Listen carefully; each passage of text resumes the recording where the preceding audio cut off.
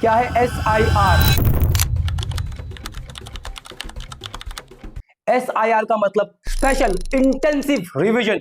बिहार में special intensive revision के नाम पर लाखों वोटर्स के वोट काटने का एक गेम प्लान तैयार किया जा रहा है। इलेक्शन कमीशन वोट चोरी में इन्वॉल्व 100% प्रूफ के साथ बोल रहा है, ठीक है। और आप सबको पता लग जाएगा, जैसे ही हमने ये रिलीज किया पूरे देश को पता लग जाएगा कि इलेक्शन कमीशन वोटर चोरी करा रहा है।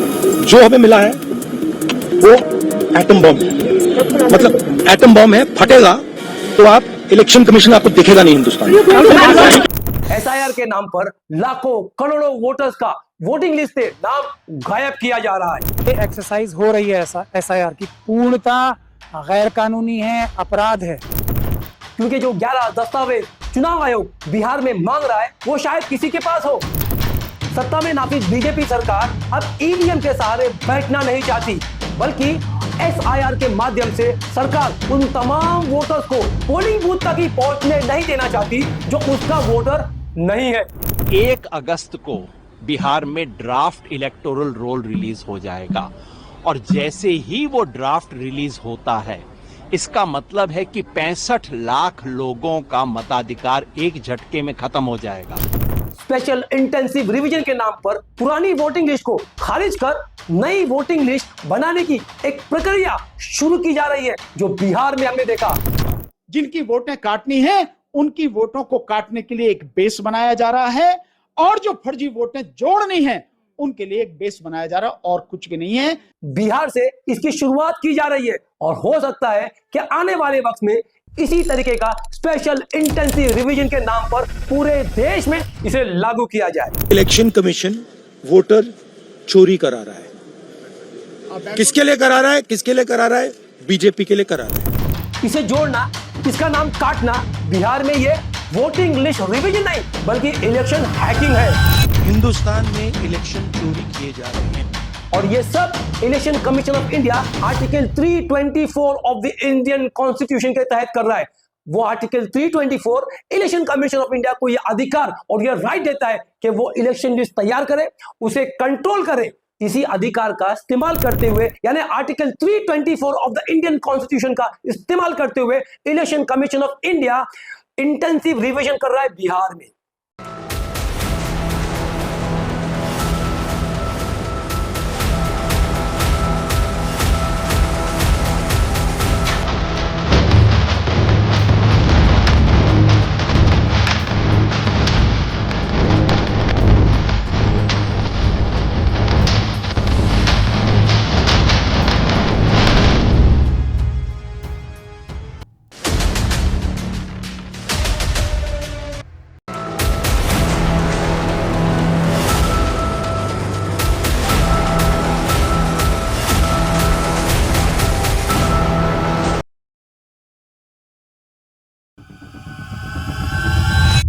दो 2024 के जनरल इलेक्शन में बिहार में 7.9 करोड़ वोटर्स थे, जिसमें से 4.96 करोड़ वोटर्स जो 2003 की रिवीजन लिस्ट में भी थे।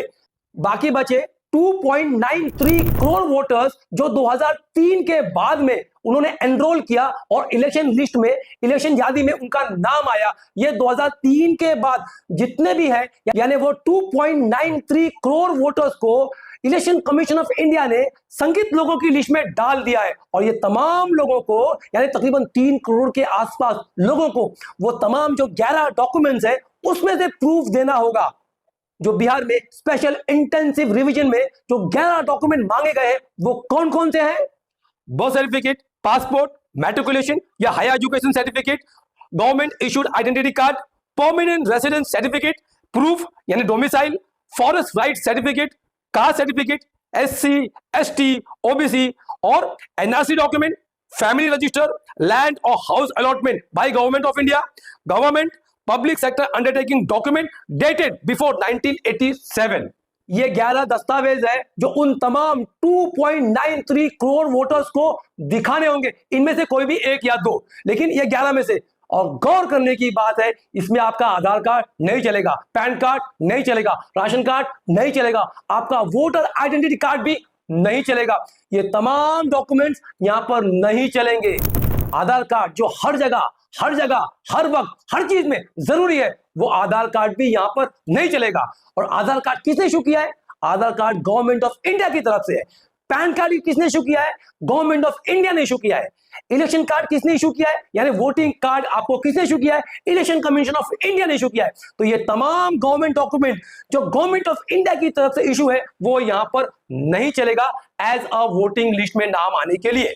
जब सरकार को आपका डेटा चाहिए था, आपका डिटेल चाहिए था, तो सरकार ने आधार कार्ड आपको कंपलसरी कर दिया, आधार कार्ड आप पे लागू कर दिया, और हर एक यानी न्यू बॉर्न बेबी का भी आधार कार्ड होना अनिवार्य हो गया है।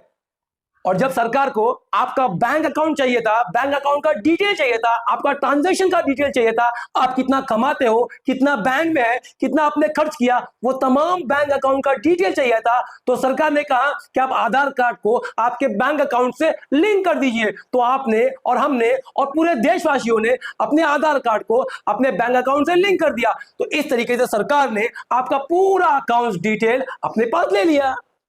फिर सरकार ने कहा कि आपके आधार कार्ड को पैन कार्ड से लिंक करो। हम सब ने आधार कार्ड को तमाम जगहों से, सब जगहों से लिंक कर दिया, और हम और आप इस गुमान में थे कि आधार कार्ड एक बहुत इंपॉर्टेंट डॉक्यूमेंट है, क्योंकि आधार कार्ड से हर चीज बनती है। हमने हर जगह लिंक कर दिया, लेकिन वही आधार कार्ड अब बिहार में कचरे का ढेर हो गया है, रद्दी हो गया है, बेकार हो गया है। वो वोटिंग लिस्ट वोट देने के लिए, वोटिंग लिस्ट में ऐड होने के लिए नहीं चलेगा। यानी SIR के जरिए वोटरों का जो वोट देने का अधिकार था, उसे छीनने का एक गेम प्लान चल रहा है बिहार में।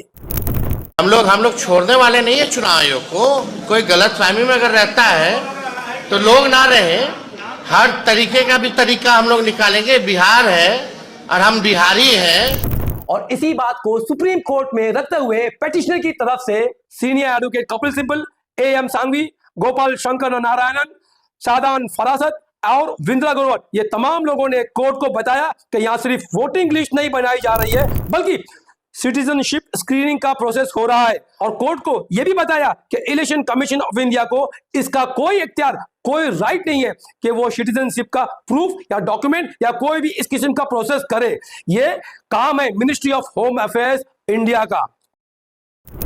अब एक BLO ये तय करेगा कि आप वोटिंग लिस्ट में रहेंगे या नहीं, आपका नाम वोटिंग लिस्ट में रहेगा या काट दिया जाएगा, आप वोट देंगे या नहीं। यहां तक कि एक BLO अब ये तय करेगा कि आप सिटीजन ऑफ इंडिया है या नहीं।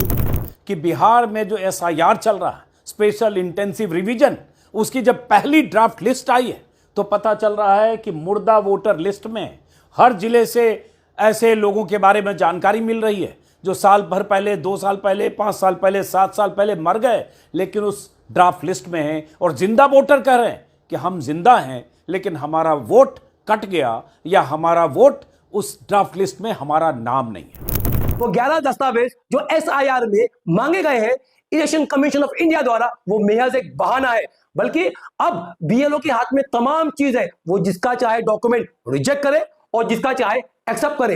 अगर आपका डॉक्यूमेंट रिजेक्ट कर दिया गया तो आप धक्के काटे बैठो, आप कोर्ट जाओ, चक्कर काटो और अपने आप को साबित करो कि आप इस देश के नागरिक हो और आपको वोटिंग देने का अधिकार और राइट है। अब उसमें कितना वक्त लगेगा, कितना साल लगेगा, ये आपके ऊपर डिपेंड है।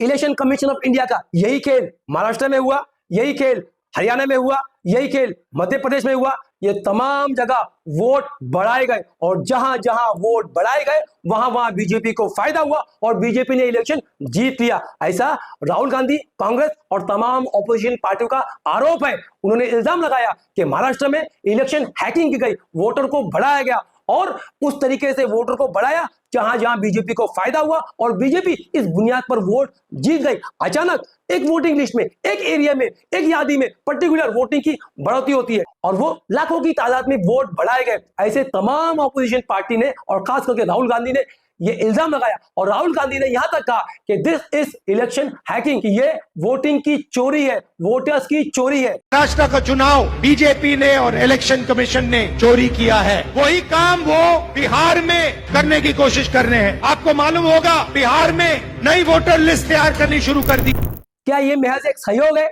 या एक प्री प्लान तरीके से किया गया एक प्रयोग, और अब इसी तरीके का प्रयोग बिहार में किया जा रहा है। स्पेशल इंटेंसिव रिवीजन के नाम पर अपने वोटर्स को वोटिंग लिस्ट में जोड़ना और दूसरे वोटर्स को वोट काटने का एक काम किया जा रहा है। जिसका भी आप वोटर लिस्ट से नाम काटिएगा उसका पूरा डिटेल जो है आपको प्रोवाइड करना पड़ेगा कि कौन कौन फर्जी नाम थे, क्या पता था, और हम लोगों को मिलना चाहिए। आप इस वीडियो में देख सकते हैं कि बीजेपी की जिला अध्यक्ष कैसे एक बीएलओ के साथ बैठकर किसका नाम जोड़ना है, किसका नाम काटना है, ये प्रदेश अध्यक्ष बीजेपी की तय कर रही है, बीएलओ को बता रही है। तो आप सोच सकते हैं किस तरीके का षड्यंत्र बिहार में हो रहा है। बिहार में हो रही ये तमाम घपलेबाजी को वरिष्ठ पत्रकार अजीत अंजुम ने जब इसे उजागर किया, लोगों के सामने लाया, तो लोगों को यानी पूरी इंडिया को मालूम पड़ा कि किस तरीके से घपलेबाजी की जा रही है, किस तरीके से जब उन्होंने ग्राउंड जीरो से ये रिपोर्टिंग की और पर्टिकुलर ग्राउंड लेवल पे जाके, बूथ लेवल पे जाके और लोगों के बीच में जाके वो एक एक से उनकी बाइट लिया, उनका इंटरव्यू लिया और हकीकत जानी और ये पूरी इंडिया को बताया कि किस तरीके से एक वोटिंग लिस्ट एसआईआर के नाम पे कितना बड़ा षड्यंत्र किया जा रहा है। और उन्होंने ये भी बताया कि बीएलओ लोग किस तरीके से डॉक्यूमेंट्स के नाम पर वोट को काट छाट कर रहे हैं, किसका नाम काटने का, किसका नाम निकालने का अभी एक बीएलओ तय कर रहा है। और ये भी उन्होंने दिखाया कि किस तरीके से उन्हें डायरेक्टली साइन किया हुआ फॉर्म लोगों से ले लिया है बिना भरा। अब वो बीएलओ अपनी मर्जी से भर रहा है और किसका फॉर्म रिजेक्ट करने का, किसका फॉर्म सबमिट करने का यानी एक्सेप्ट करने का अब ये बीएलओ तय करेगा। बाकी सारी कॉलम खाली हैं, कईयों में तो सिर्फ नाम है, दस्तखत नहीं, किसी में दस्तखत है तो नाम नहीं, माता पिता के फॉर्म में जगह खाली, और इतने खाली कॉलम के साथ अधूरे फॉर्म पर अपलोड किया जाना क्या चुनाव आयोग की गाइडलाइन का उल्लंघन नहीं है, जो मेरे कैमरे में दर्ज है। इस वीडियो में जब मैं एक लेडी स्टाफ से बेंच पर बैठकर उनकी तरफ से अपलोड हो रहे फॉर्म दिखाकर पूछ रहा हूं कि ये सब अधूरे क्यों हैं, कैमरे पर सब कुछ है, इसके कॉलम सारे खाली क्यों हैं, तो बगल में मौजूद एक लेडी स्टाफ कहती भी है कि ये तो बीएलओ की गलती है ना सर। अब आप खुद देखिए, चुनाव आयोग के अधिकारी कहते हैं कि इतने शॉर्ट पीरियड में इतना बड़ा वेरिफिकेशन नहीं हो सकता।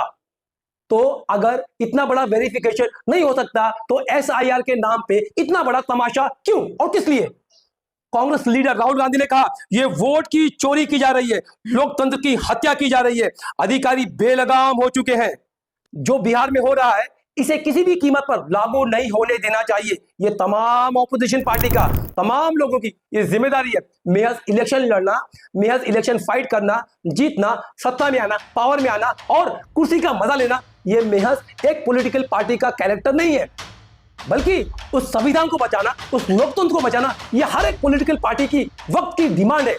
और अगर एक पर्टिकुलर पार्टी कुछ जो सत्ता में है, जो पावर में है, और वो इस तरीके का षड्यंत्र कर रही है, तो बाकी के तमाम ऑपोजिशन पार्टी को ये जरूर करना चाहिए कि इसका पुरजोर विरोध करना चाहिए और इसके खिलाफ आंदोलन और धरना और प्रोटेस्ट करना चाहिए, वो भी संवैधानिक तरीके से। अगर आपके वोटिंग राइट्स को, आपके वोट देने के अधिकार को ही छीन लिया जाएगा जो आपका हक है as a citizen of India, तो फिर इस लोकतंत्र के क्या माने? आज बिहार में बांग्लादेशी, नेपाली, रोहिंग्या ये तमाम लोगों के नाम पर लोगों के वोटिंग राइट छीने जा रहे हैं, वोट देने का अधिकार छीना जा रहा है, उनका नाम वोटिंग लिस्ट से काटा जा रहा है। तो अगर ये बात सही है तो इलेक्शन कमीशन ऑफ इंडिया ने तो 780 पेजेस का हलफनामा दायर किया है सुप्रीम कोर्ट में। उस 780 पेजेस के हलफनामे में रोहिंग्या, म्यांमार के लोग, बांग्लादेशी, नेपाली, विदेशी का जिक्र क्यों नहीं है? चुनाव आयोग ने एफिडेविट, चुनाव आयोग में हलफनामा दिया है 780 पेजों का। उस 780 पेज में कोई विदेशी, नेपाली, बांग्लादेशी, म्यांमार, घुसपैठिए का कहीं भी जिक्र नहीं है। और चुनाव आयोग कौन होता है नागरिकता साबित करने वाला? ये नागरिकता का प्रमाण मांगकर बिहार में संकित लोगों की लिस्ट तैयार करवाई जा रही है इलेक्शन कमीशन ऑफ इंडिया द्वारा। बाद में इन सभी लोगों को डिटेंशन सेंटर में भेजने के नाम पर भाषणबाजी होगी, इन्हें डराया जाएगा, धमकाया जाएगा, दहशत में डाला जाएगा। इसीलिए कहते हैं जुल्म के खिलाफ, बुराई के खिलाफ, नाहक के खिलाफ, हक के लिए, इंसाफ के लिए, सच्चाई के लिए, देश हित में, देश के लोगों के हित में अपनी आवाजें उठाना, आवाजें बुलंद करना और सरकार से सवाल पूछना। दूसरों की तकलीफ पर खुश मत होना, क्या भरोसा कि अगला नंबर आपका हो। इसीलिए वो कहते हैं ना कि लगेगी आग तो आएंगे कई घर जद में, यहाँ पर सिर्फ हमारा मकान थोड़ी है। अब ये सुन लीजिए उन्हीं की जुबानी, उन्हीं के अंदाज में। लगेगी आग तो आएंगे खड़के सद में, लगेगी आग तो आएंगे घर के सद में। यहां पे सिर्फ हमारा मकान थोड़ी है। कंक्लूजन क्या है इसमें? तमाम ऑपोजिशन पार्टी को क्या करना चाहिए? तमाम ऑपोजिशन पार्टी को इसका पुरजोर विरोध करना चाहिए। ये तमाम चीजों का जो बिहार में हो रही है मनमानी, धांधली, इसका पुरजोर विरोध करना चाहिए और संवैधानिक तरीके से, क्योंकि ये देश गांधी का है, ये देश अंबेडकर का है, ये देश मौलाना आजाद का है और तमाम महापुरुषों का ये देश है। अगर रेवोल्यूशन लाना है, कुछ बदलाव लाना है, सही में आप जानते हैं कि ये जो बुराई, ये जो जुल्म, ये जो भ्रष्टाचार और ये जो गबन, ये जो फ्रॉड, ये तमाम चीजें गपलेबाजी हो रही है, इसे अगर खत्म करना है तो आपको पुरजोर विरोध करना होगा। रोबी विरोध कैसा? सैक्रिफाइस। ये मुल्क ने अहिंसा से हजारों मसले अपने हल किए हैं, यहां तक कि हमें गुलामी से आजादी भी इस अहिंसा के मार्ग पर चलते हुए हमें मिली है। हमने अंग्रेजों को इस अहिंसा के जरिए, इस प्रोटेस्ट के जरिए, इस आंदोलन के जरिए हमने हमारे मुल्क से खदेड़ दिया। ये गांधी का मुल्क है, ये अंबेडकर का मुल्क है, ये ऐसे बड़े बड़े महापुरुषों का मुल्क है। तो हमें उनसे एक सीख, एक लेसन लेना चाहिए। निस्वार्थ भावना से हमें आंदोलन और प्रोटेस्ट करना चाहिए इस हो रही धांधली के खिलाफ। भले से आपको इलेक्शन ना लड़ना पड़े, इलेक्शन का बॉयकॉट करना पड़े, तो तुम्हें करना पड़ेगा, लेकिन ये बहुत मुश्किल है, क्योंकि जो पॉलिटिकल पार्टियां हैं, जो उनके लीडर्स हैं, अगर कोई एक पॉलिटिकल पार्टी ने बॉयकॉट का भी सोच लिया तो वो डरती है कि वो जो उनके नेता है, जो उनके जो पॉलिटिकल कैंडिडेट्स हैं, वो शायद दूसरी पार्टी में शिफ्ट कर जाए, दूसरी पार्टी से मर्ज हो जाए, या फिर वो पार्टी छोड़ के इंडिपेंडेंट से खड़े हो जाए। क्योंकि सत्ता का लोभ और सत्ता का लालच और कुर्सी की लालसा ये एक नेता में भर भर कर होती है। हम सभी नेता की बात नहीं कर रहे, लेकिन अक्सर नेताओं में ये कुर्सी की लालच, ये सत्ता का लोभ होता है और इसीलिए वो लोग कुर्सी नहीं छोड़ते और इलेक्शन लड़ना नहीं सोचते। लेकिन इतनी बुराई के खिलाफ अगर इसका कोई हल चाहिए तो there is only one solution, boycott the election. Let BJP fight independent and alone, let them win unopposed. जीतने दो एक बार। ऐसा भी आप पावर में नहीं आएंगे, ऐसा भी आप सत्ता में नहीं आएंगे, ऐसा भी आपकी गवर्नमेंट नहीं बनेगी, तो एक बार आप प्रोटेस्ट करके देखो, छोड़ दो बीजेपी को। तो कम से कम ये मैसेज, आपकी सैक्रिफाइस, आपकी कुर्बानी, आपके प्रोटेस्ट का मैसेज पूरी इंडिया में नहीं पूरी दुनिया में जाएगा। सो शायद हो सकता है कि बाकी की और पार्टियां भी इससे सीख ले और बाकी राज्यों में और तमाम मुल्क में एक जन आंदोलन क्रिएट हो, जो आज के वक्त की जरूरत है और आज के वक्त की मांग है। It's a demand of today's India. बस हम आगे और क्या कहें, सब लोग समझदार हैं, अपना हक जानते हैं, अपना राइट जानते हैं। तो हमारा कोई भाषण देना, बयान करना, वीडियो देना मकसद नहीं है, सिर्फ आपको जागरूक करना और आपको एक जागरूक नागरिक बनाना और हो रही बुराई, हो रही घपलेबाजी और हो रही जुल्म के खिलाफ आपको आगाह करना है, ताकि आप आने वाले इलेक्शन में, आने वाले जिस किसी का भी इलेक्शन हो, आप उसके लिए तैयार रहें। सोच समझकर, दिमाग का इस्तेमाल करते हुए, जज्बात में ना आते हुए, इमोशन में ना आते हुए, धर्म की बुनियाद पर नहीं बल्कि कैरेक्टर और हक की बुनियाद पर अपना वोट दें और दिखाएं कि हमने आपको वोट दिया है। और ये उनसे, और वोट देने के बाद में अगर आपका नेता, आपकी पार्टी उस बुनियाद पर, उस एजेंडे पर नहीं चलती है, तो सवाल पूछने की भी ताकत रखे। This is democracy, this is लोकतंत्र। इसका मतलब होता है लोकतंत्र और इसी का मतलब होता है डेमोक्रेसी। और यही हमें, जो भारत का संविधान, जो बाबा साहब अंबेडकर ने हमें दे के गया था, ये इनका मतलब यही है कि हम बुराई के खिलाफ, जुल्म के खिलाफ आवाज उठाने वाले बने। उम्मीद करता हूं कि हमारा वीडियो आपको पसंद आया। अगर हमारा वीडियो आपको पसंद आता है तो ज्यादा से ज्यादा लोगों तक शेयर करें। Let us create the awareness amount everybody. तो thank you very much for listening. Jai Hind, जय महाराष्ट्र।